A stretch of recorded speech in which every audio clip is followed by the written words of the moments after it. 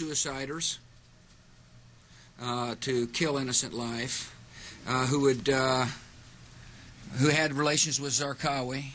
Imagine what the world would be like with him in power.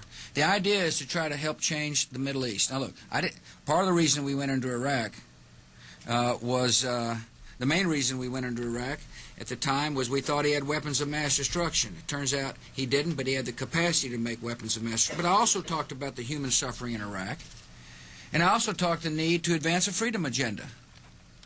And so my answer to your question is that imagine a world in which Saddam Hussein was there, stirring up even more trouble in a part of the world that had so much resentment and so much hatred that people came and killed 3,000 of our citizens. You know, I've heard this theory about, you know, everything was just fine until we arrived, and you know, kind of the stir up the hornet's nest theory. It just doesn't hold water as far as I'm concerned. The terrorists attacked us and killed 3,000 of our citizens before we started the freedom agenda in the Middle East. What did Iraq have to do with what? The attack on the World Trade Center. Nothing, except for it's part of, and nobody's ever suggested in this administration that Saddam Hussein ordered the attack.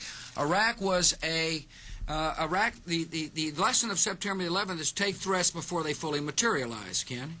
Nobody's ever suggested that the attacks of September the 11th were ordered by Iraq. I have suggested, however, that resentment and the lack of hope create the breeding grounds for terrorists who are willing to use suiciders to kill to achieve an objective. I have made that case.